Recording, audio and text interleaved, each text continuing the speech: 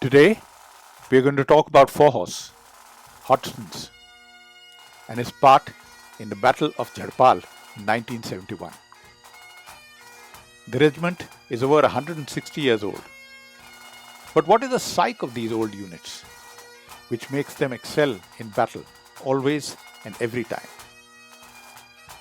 The performance of an armored regiment in battle is not just a one-off chance, but the culmination of its training in battle and battle experiences passed through time, refined over the years, and applied in contemporary times.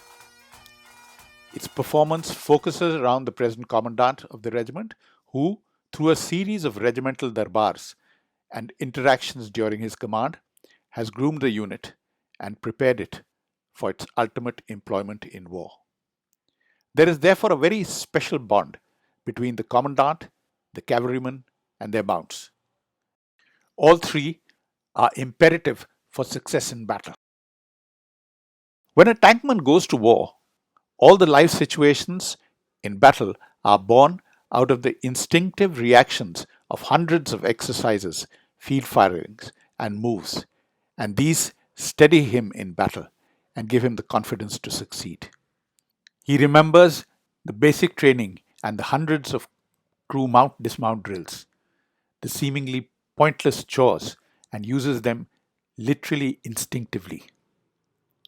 The number of regimental moves he has been through, and the tank positions that he has taken, the air exercises and training with other arms, and how they relate to the new ground situation, the exhausting night marches and the crew listening drills at dawn, the hot cup of tea from the boiling vessel on an ice cold winter day, the amazing accidents during night marches and training, which look unbelievable by day, exercises, cherry blossom, bitter cherry, shikar, lotus eaters, brass tacks, and hundreds of others.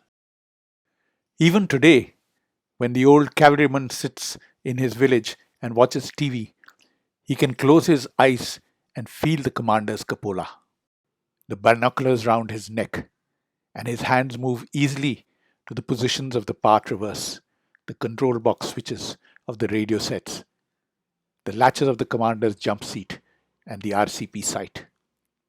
All this passes through his mind as he sees the tanks roll down from Rashtrapati Bhavan on Rajpath every Republic Day parade.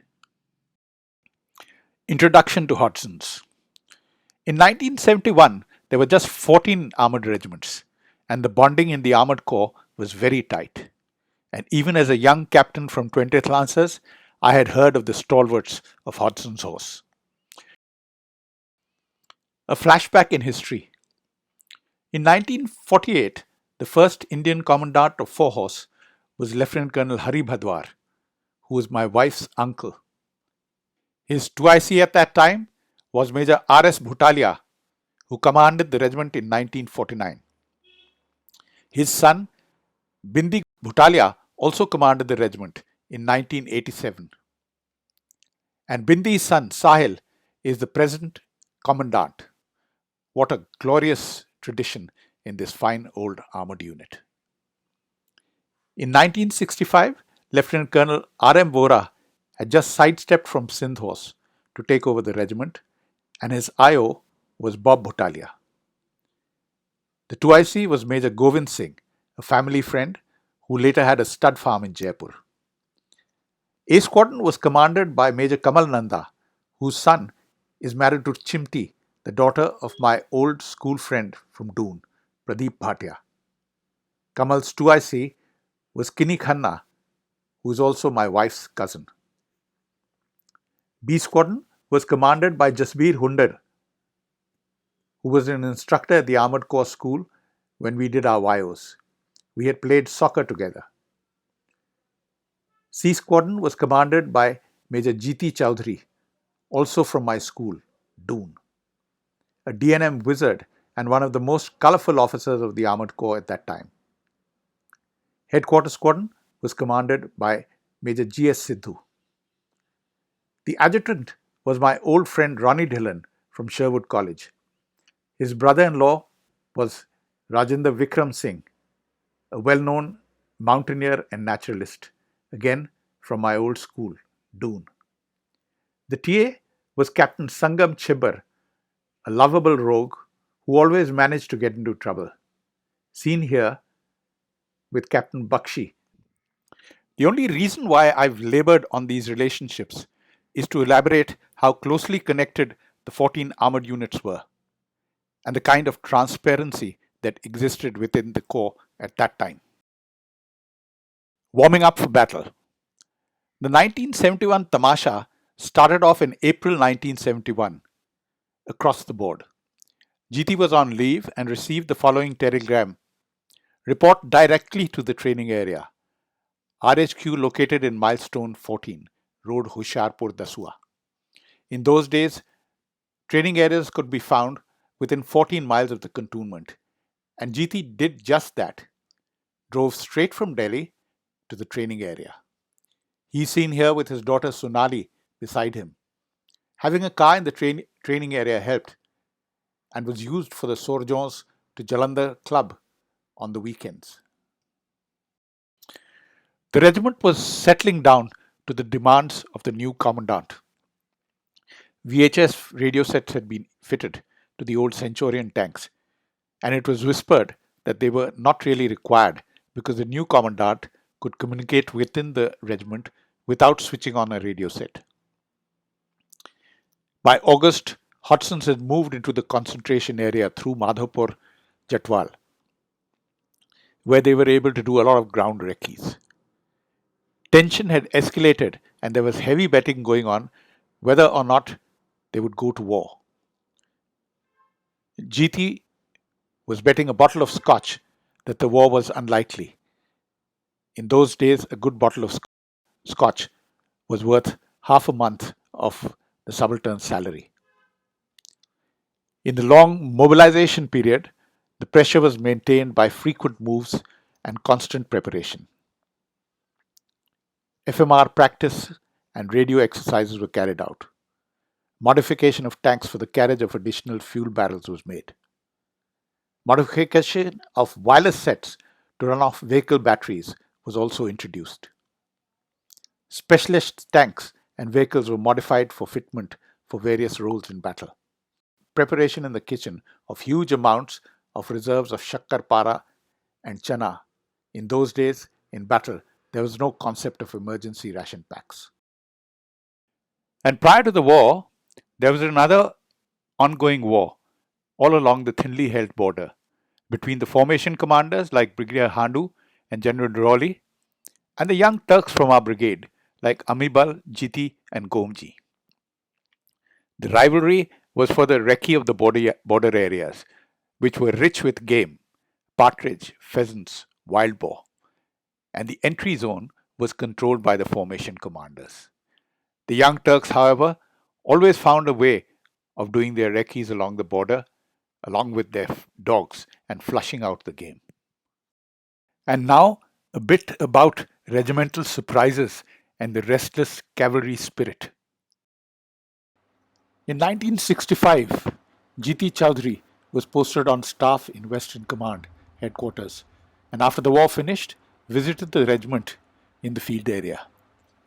As usual, the regiment had done exceptionally well, and the CO, Lieutenant Colonel MMS Bakshi, had been awarded the MVC. The regiment during operations had captured 4 Pakistani jeeps mounted with the 5.0 Browning machine guns. GT decided to take one of these to Simla with him and calmly drove off to the command headquarters in Simla. Soon there was reports of an operational Pakistani jeep being driven up and down the mall. The matter was quickly rectified by the commandant retrieving the jeep and making a formal presentation of 4 Pakistani jeeps to the corps commander. But still, cavalrymen are full of surprises.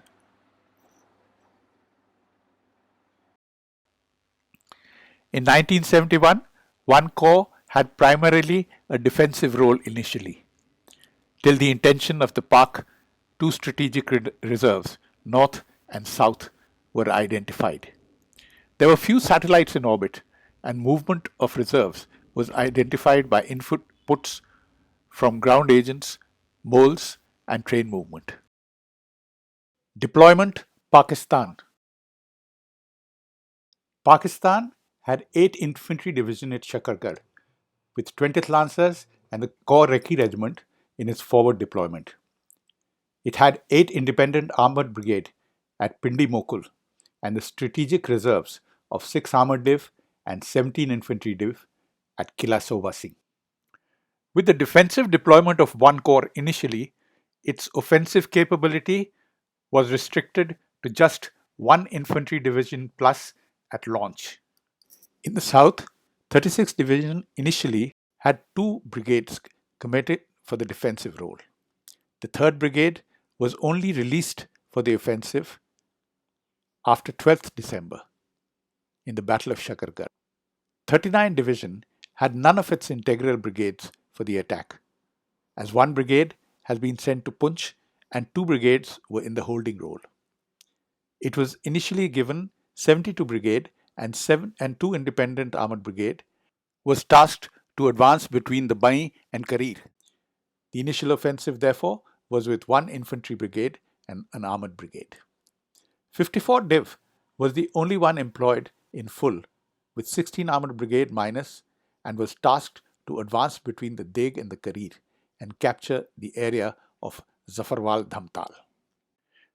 Detailed minefield layout was not known, and the defences were expected to be held forward. 2 infantry brigades of 54 infantry divisions with 17 horse in support were to secure a bridgehead across the first minefield. The sappers were to breach a lane through the minefield for the advance of the reserve infantry brigade and 4 horse, which was then to head for the depth minefield at Thakurdwara. This force was to provide a crossing over the minefield to facilitate the breakout by a mobile force based on 17 horse and 18 Radlif, less 2 companies, with Trolls and bridge layer tanks. The task of the mobile force was to obtain an encounter crossing over the Basantar river to facilitate the further advance of the division towards Zafarwal Dhamtal area. The war commenced on 3rd December with Pakistan attacking our airfields, and 1 corps launched on 5th December. B Squadron under Command Major Jasbir Singh approached the international border at last light on the 5th of December, along with 3 grenadiers in the area of Suchetpur, advancing along the track. Then the historic transmission by the leading B Squadron commander, Jas for GT, stand by. Shell 800 on tank. 800 on. Fire. Firing now. The main gun destroyed the enemy Obita. And then it was GT for JP. You won your bottle of scotch. The casual conversation showed the confidence and panache of a regiment that ticks. It was a beautiful sunset, watching the red tail lights of B Squadron moving into Pakistan and the powerful growl of the Rolls-Royce engines heralding the arrival of the invasion. In GT Chowdhury's own words, "Oh, what a glorious sight! 15-odd tanks, their bright red tail lights aglow. Could as well be a line of automobiles negotiating the toll barrier at Boston Bridge." By about 0300 hours, the force had reached Bhaironath, south of the border, when they were fired upon by the Pakistanis.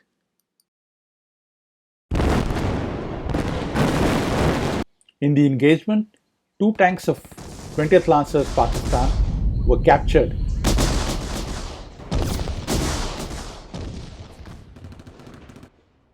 C Squadron was then ordered to lead the regiment. C Squadron shook out and took the lead. And it was not long before Kani Dhillon, the troop leader, Number 2 Troop reported minefield complete with marking tape. GT, confirm minefield genuine. Kani, how sir? GT, drive in my boy. Kani drove in and there was an ear-splitting explosion. And then Kani's calm voice saying, minefield confirmed, sir. It also established that when a Centurion tank goes over a mine, with the shock, all the electronics of the tank get disabled. But after a few minutes, the battery regains power and one by one the individual systems come to life again. What a boost to the morale.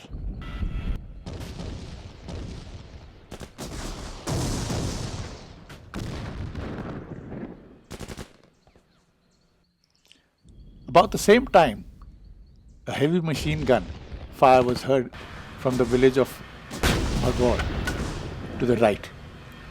In total darkness, SHQ and 2 troops returned the fire with the Coax 30 machine guns.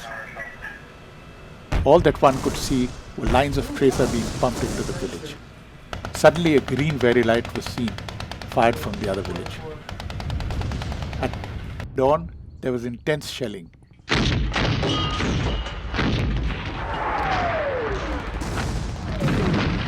Later, during GT's dismounted recce, he met the company commander, Major Hushar Singh, later PVC, and he told him that he had successfully beaten back an armed attack on his position.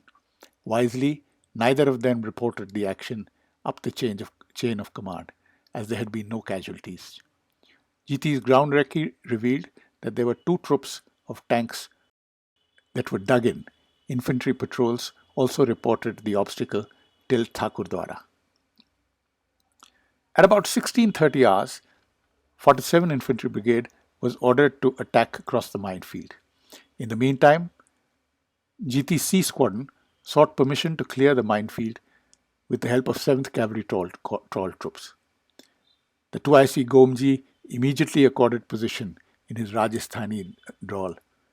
Attack करने में permission की क्या जरूरत है? However, formal permission was sought and the attack cleared. This was one of the most daring assaults across a minefield. Kani Dhillon's tank lay disabled in the minefield. The enemy was holding the far side of the minefield with tanks and infantry. GT deployed 2 troops in support of the trawling and by 1700 hours found a crossing place. GT did not wait for confirmation that the infantry was holding the forward edge of the minefield.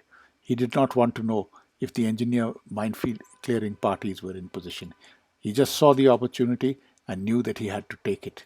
GT, with 2 troops, followed closely and C Squadron immediately crossed the minefield in line, ahead formation, behind the trolls, and took the enemy completely by surprise, knocking out 4 of their tanks within 5 minutes.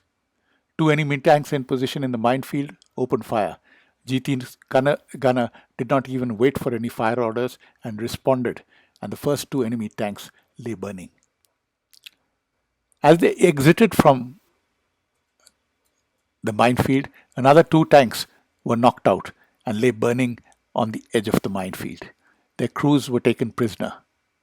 2 battalions of 47 Infantry Brigade followed A Squadron and joined A and C Squadrons by 2100 hours. B Squadron remained on the home bank with 3 grenadiers.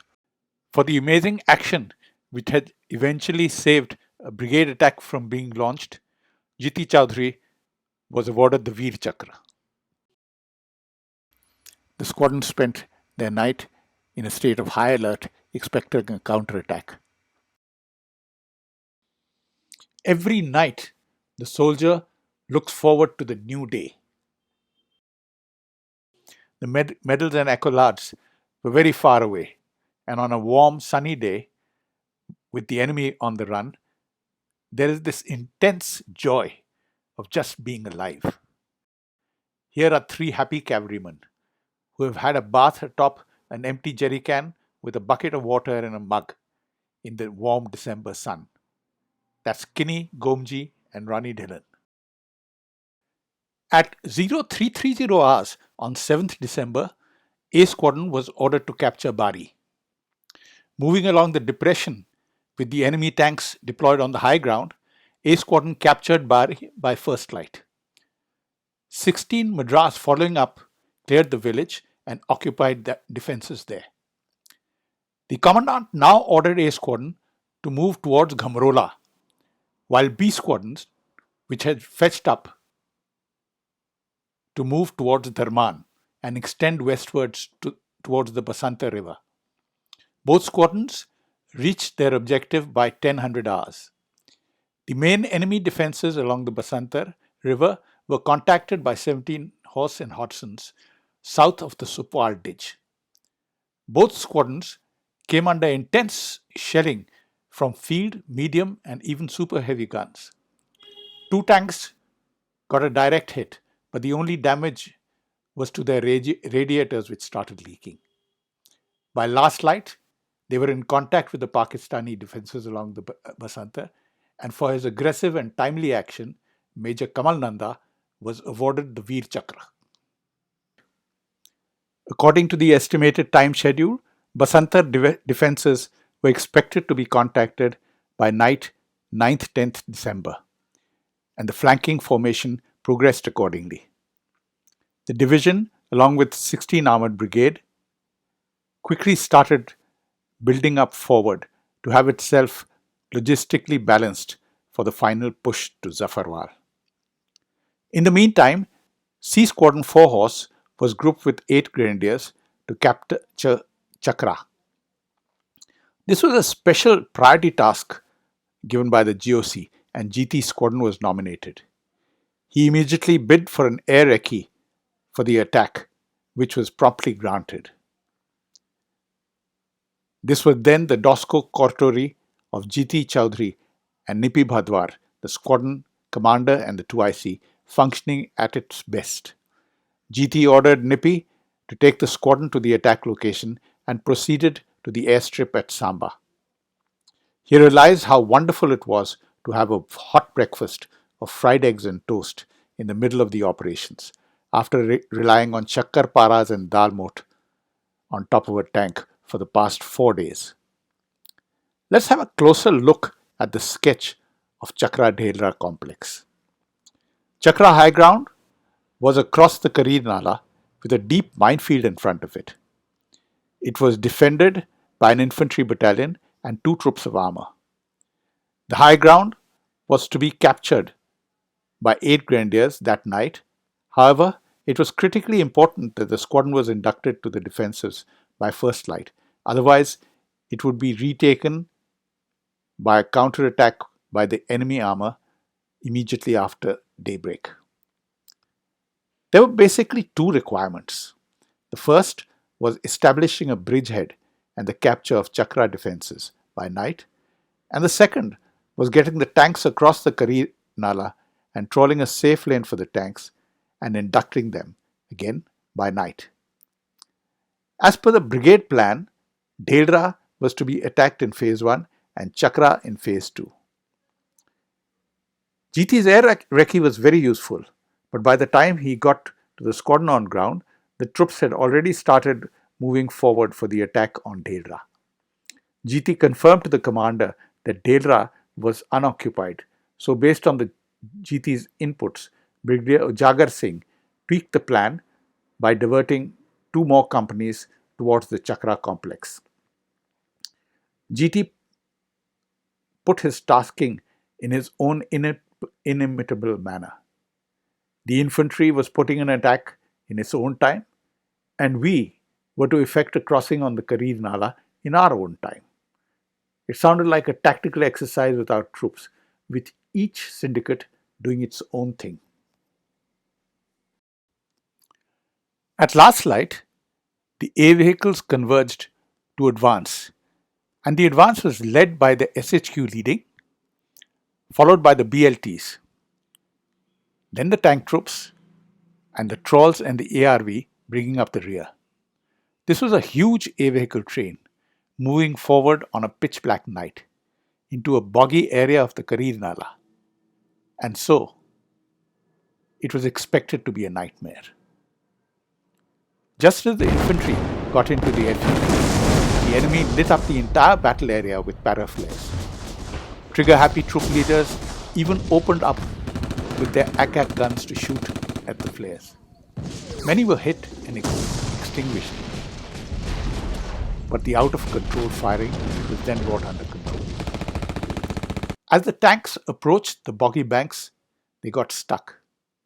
Following troops veered off to avoid getting stuck. As the tanks got bogged down, the BLTs and trolls unladen their loads and helped by directly towing out and trying to get a move on. By midnight, the squadron was totally spread over a 2 km by 2 km square and truly bogged down. To regroup, the moment a tank was recovered, GT would order the IR searchlight to be switched on for the indication, and then he would switch his own IR light and recover the tank so that it homed onto him. Although audio communication was satisfactory, there was very heavy shelling, and even at 0445 hours, only 5 tanks came and regrouped. The other 14 A vehicles were all bogged down. However, the enemy had panicked at the unfamiliar sound of the clank of the BLT lifting and laying, and the heavy high rev sounds of the intense recovery activity, and thought it was an enormous armored force building up for the attack. They fled, leaving behind 6 tanks, a number of RCLs, and large quantities of ammunition. No tank-to-tank battle took place at Chakra. On 12th December, orders were received from brigade headquarters that one of the squadrons deployed along the Basantar should be moved to Bari. Accordingly, B squadron was ordered to hold the entire front, and A squadron was moved to Bari and placed under command 91 Infantry Brigade for the capture of Lesser Kala Mehelwan. The operation was to be completed by last lights 14th December. On the afternoon of 14th December, Kamal's A squadron had just noticed some activity from the direction of Shehzadpur. However, they were engrossed in their own battle at Mehelwan. Kini Khanna, who was repositioning himself, all of a sudden he saw a flash from the direction of Shehzadpur. From the proximity of the flash, Kini knew he was too late and braced himself for the impact. The round hit his tank on the glassy plate, ricocheted off the tank, hit the driver's hatch, and spun off out of control. 8 inches lower, and Kini would have been a dead man. The driver was injured and the crew bailed out. It was friendly fire from Pune Horse tank, and later Mallu, who had just got clearance from the CO that there were no friendly forces in the area, saw a leveled gun pointing straight at him. He thought, it's either him or me. And bang! Kini was evacuated to the MH. In the meantime, on 15th December, 47 Infantry Brigade with Pune Horse under command had established a bridgehead across the Basantar in the area of Lohal Jharpal. 16 Madras and 3 Grenadiers were holding the outer perimeter, with Ajay's A Squadron with 16 Madras and B Squadron Plus with 3 Grenadiers. Jasbir with his 2 troops and the RHQ was moved into the bridgehead. On the morning of 16th December, undaunted by heavy shelling and air attacks, this force was inducted in an amazingly short time of just 20 minutes. During induction, 16 Madras was to launch an attack on an enemy position on the Supwal ditch. The RHQ was pressed to respond, and the adjutant, Ranjit Dhillon, was rushed off to support the attack. Ronnie got onto the battalion frequency on the fly, quickly deployed his tanks, and was soon in touch with the leading company commander and giving intimate fire support with his 3 tank main guns and 6 machine guns. For his excellent response and the ability to execute his task In a very fluid battle situation, Ronnie was mentioned in dispatches. The RHQ subsequently moved to Jharpal, where Major Govind Singh took over the coordination. Jasbir had already moved north of the mango grove in Jharpal, and when he saw the gap between where the Pune horse was, which was already engaging the enemy, and Major Hushar Singh's company, he occupied it. He then instructed Pami Sandhu's troop to deploy on the left and Rasaldar Avtar Singh's troop to deploy on the right. By about 1000 hours, they had just settled in with excellent fields of fire and an observation of up to 3000 to 4000 yards. Jasbir soon observed dust and enemy tank movement in the northwest of his position. Through his times 10 binocular, Jasbir saw the enemy squadron come into view. As it moved more slowly into position, there was less dust and it was more difficult to observe the tanks. Jasbir saw the squadron commander had placed himself in the middle and saw the two troops of the leading waves get into position on either side of him.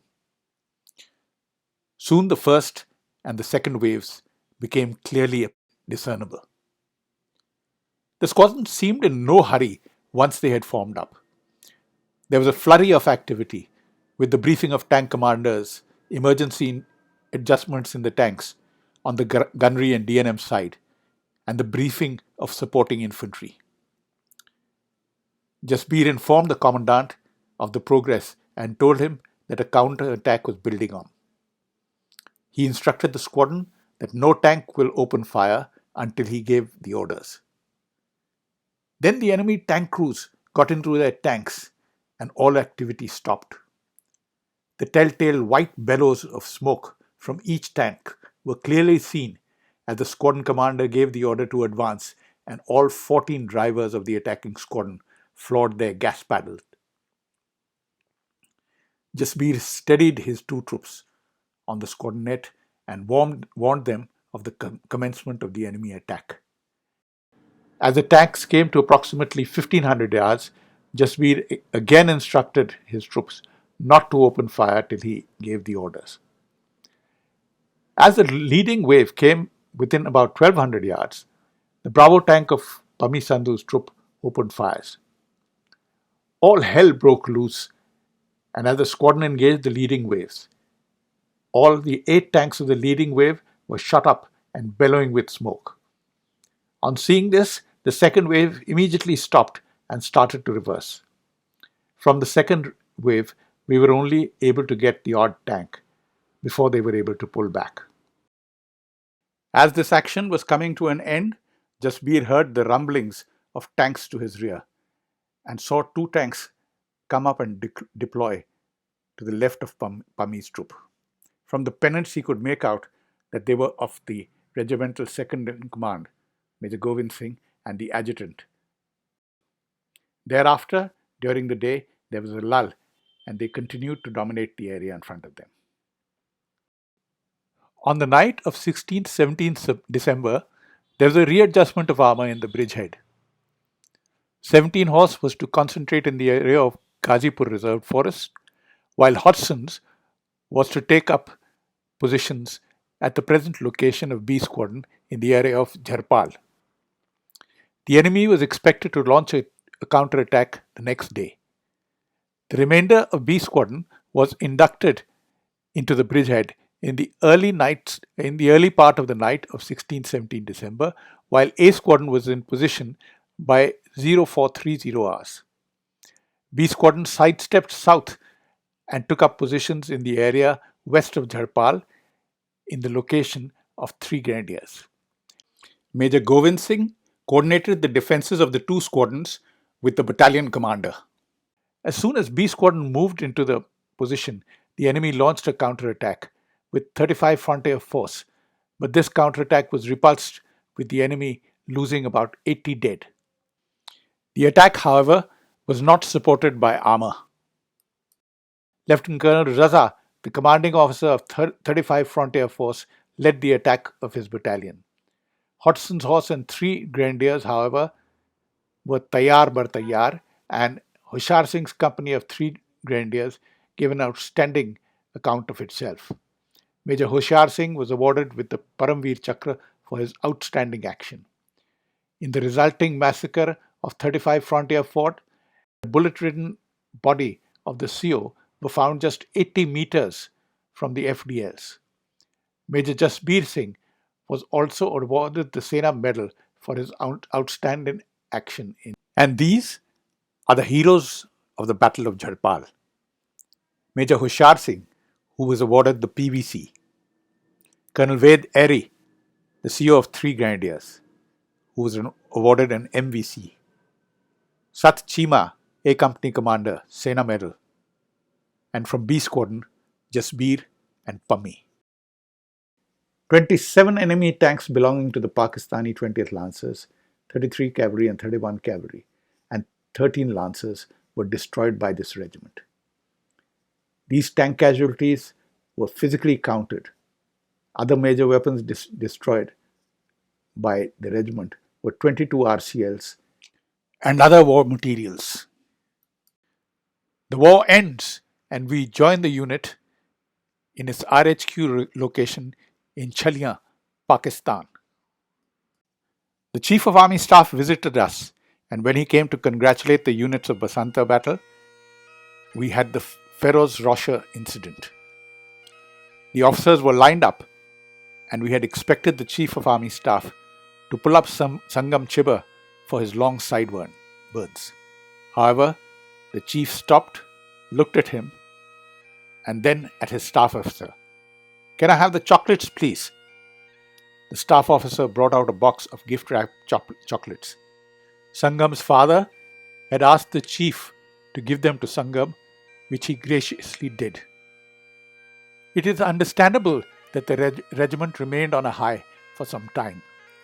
Here we see the RHQ at its best after the war, with Ronnie's French beret askew at a rakish angle, and the officers, JCOs, and men reliving every moment of the battle.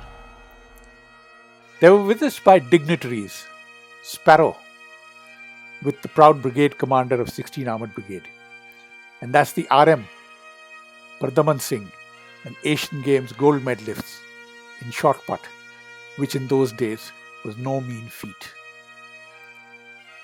The colonel of the regiment visited, and also a team from the Defence Services Staff College. We also had the last hurrah with many of the serving and ERE personnel of Hudson's, and here they are seen celebrating with the park officers too. This was the last war where the armed forces were both led at the directional level by officers who had fought together on the same side in World War II, and the ones from the army had been commissioned from the same institution, the Indian Military Academy. There were also a day when the ladies were permitted to visit the front, and this is a photo of Pradeep Dhillon and Mrs. Deepika Bhadwar with a Pakistani officer. And then Hudson's returned from Pakistan, and the nation owes its gratitude to the Hudson's Tigers, this outstanding band of officers, JCOs and men. Irregular, instinctive, impulsive, innovative, aggressive, spontaneous, unpredictable, humorous under pressure, upbeat in adversity, and magnanimous in victory, resilient and dependable in war. Hudson Horse, तैयार बर तैयार, तैयार बर तैयार, तैयार बर तैयार, तैयार